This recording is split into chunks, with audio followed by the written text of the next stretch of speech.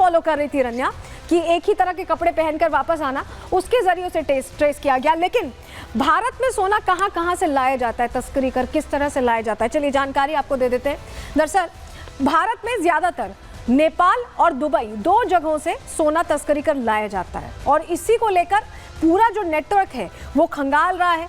DRI भी समझने की कोशिश कर रहा है कि क्या रन्या का यहाँ नेपाल से भी कनेक्शन है, क्योंकि दुबई कनेक्शन तो सामने आ चुका है, लेकिन क्या यहाँ नेपाल से भी कनेक्शन है, इसको लेकर भी जांच चल रही है। चलिए आपको बताते हैं कि क्या कानून है, अगर पकड़ी गई है रन्या तो अब उनके लिए आगे की राह कितनी मुश्किल होने वाली है, कितनी ज़्यादा दिक्कत वाली होने वाली है। जानकारी आपको बताते हैं कानून क्या कहता है। देखिए, कस्टम्स एक्ट 1962 के मुताबिक अवैध तरीके से सोना लाने पर भारी जुर्माने का प्रावधान है।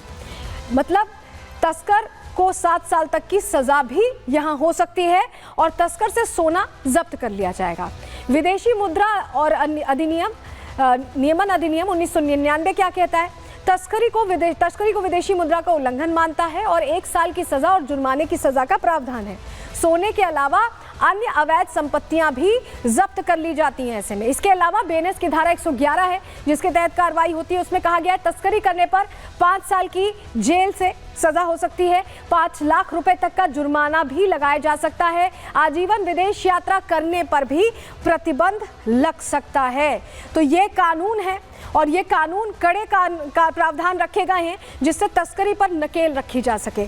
लेकिन जिस तरह से एजेंसियां एक्शन ले रही हैं, आखिर तस्करी कर क्यों लाया जा रहा है भारत में सोना, और इसको लेकर कार्रवाई कैसे हो रही है और कितना सोना है इस वक्त भारत में, तमाम सवालों का जवाब देती है रिपोर्ट। देखिए,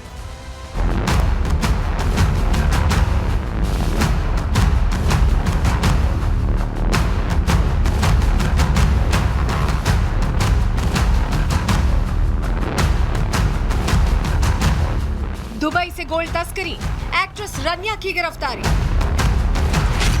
एक्टिंग बस नाम, सोने की तस्करी का असली काम।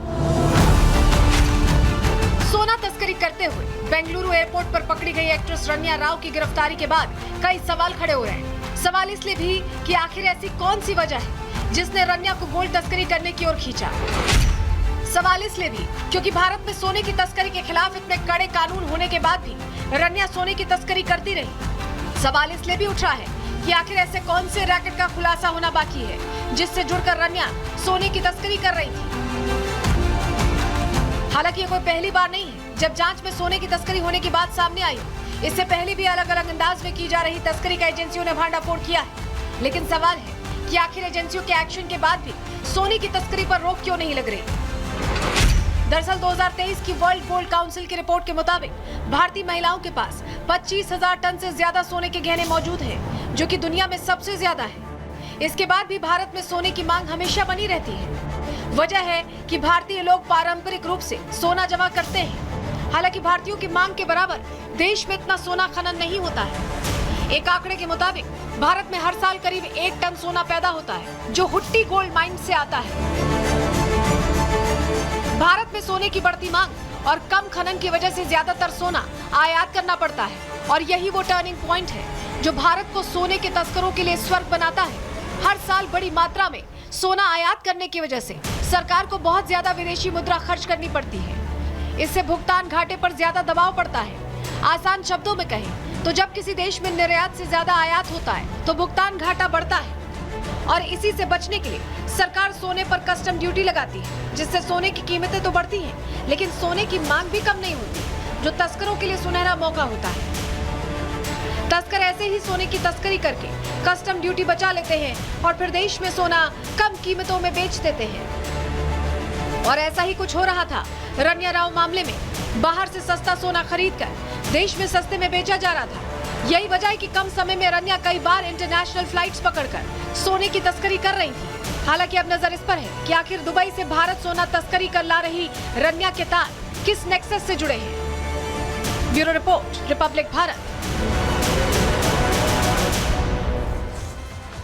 तो अब जब सीबीआई की एंट्री हो गई है तो तमाम सवालों का जवाब मिलेगा और यह भी समझ में आएगा कि रन्या किस सिंडिकेट का पार्ट है। इस खबर पर हमारी नजर बनी रहेगी, लेकिन आगे बढ़ रहे हैं, अगली खबर का रुख कर रहे हैं। चलिए अब बात करने जा रहे हैं संभल की, क्योंकि संभल में इस वक्त जिस तरह के हालात हैं उसको देखते हुए, सनातन के प्रतीक सामने आने के बाद अगला जो हफ्ता है, अगला जो जुमा है ये कहें, वो अपने आप में बहुत ज़्यादा इंपॉर्टेंट हो जाता है, क्योंकि उसी दिन होली भी है और उसी दिन जुम्मा भी है और जुमे की नमाज भी होगी और होली का त्यौहार भी मनाया जाएगा। और इसको लेकर सीओ अनुज चौधरी ने बाकायदा पीस कमेटी बनाकर बैठक की, दोनों ही त्योहारों को कैसे अच्छे से मनाया जा सके इसकी कोशिश की। लेकिन ये कोशिश रास नहीं आ रही, ना समाजवादी पार्टी को रास आ रही है, ना ही मौलानाओं को रास आ रही। हुआ क्या है चलिए आपको बताने जा रहे हैं। सबसे पहले, क्योंकि सीओ के बयान के बाद से लगातार यहाँ सरगर्मी तेज है कि आखिर सीओ ने बैठक ली तो हिदायत तो दोनों ही धर्म के लोगों को दी थी, लेकिन समाजवादी पार्टी को इसमें सिर्फ एक धर्म को लेकर समझ में आया और उसको लेकर सियासत हुई।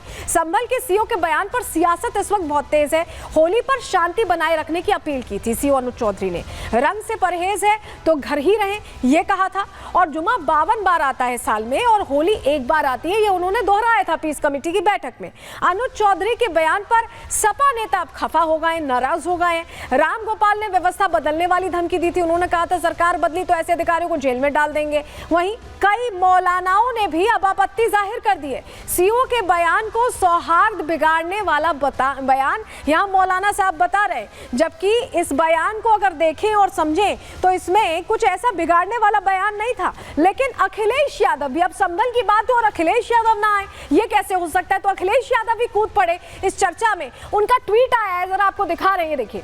जिन अधिकारियों को होली और ईद के गले मिलने में एक रूपता देखनी चाहिए, अगर वो ही नकारात्मक बात करेंगे तो भेदकारी भाजपा के राज में सौहार्द की रक्षा कैसे होगी? उन्हें दरअसल ये पता ही नहीं है कि पीस कमेटी की बैठक में हुआ क्या है। उन्होंने फटाफट जैसे ही संभल को लेकर चर्चा तेज हुई, एक ट्वीट कर दिया।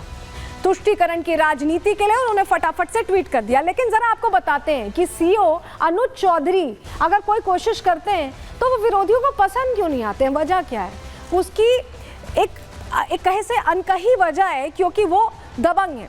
दबंग अंदाज में वो चीज़ों को कंट्रोल, उन्होंने क्राइम कंट्रोल किया हुआ है और सिर्फ एक ही धर्म के लिए, दोनों ही धर्म के लोगों को वो मुखर होकर बात कहते हैं और शायद ये पसंद नहीं आ रहा, क्योंकि वो हनुमान भक्त भी हैं। जरा बताते हैं आपको, सीओ अनुज चौधरी की दबंग छवि रास नहीं आ रही विरोधियों को, ये वजह है कि इस तरह का बयान दे रहे हैं। संभल में हिंसा को उन्होंने कंट्रोल किया, आपको याद होगा 24 तारीख को कैसे 2.5 घंटे तक पत्थरबाजी हुई थी। इस तरह के अधिकारी ना हो तो पता नहीं क्या हो जाए, दंगे शुरू हो जाएं। उपद्रवियों पर समय रहते उन्होंने नकेल कस ली थी, माहौल बिगड़ने वालों को गिरफ्तार किया था, कार्रवाई की थी। संभल में सालों से अराजकता को जो चल रही थी उसे रोक दिया। संभल में कानून व्यवस्था को कायम किया, उसमें उन्होंने भूमिका अदा की। कट्टरपंथियों के खिलाफ खुलकर बोलते रहे हैं और अनुज का ये बेबाक अंदाज समाजवादी पार्टी को क्या रास नहीं आ रहा है? ये प्रश्न है। कट्टरपंथियों की आंखों की ऐसे में क्या अब वो किरकिरी बन गए, क्योंकि वो लगातार अपनी बात रखते हैं, खुलकर रखते हैं और दोनों समुदायों के सामने रखते हैं, लेकिन इसके बावजूद वो इस तरह की बात कर रहे हैं। चलिए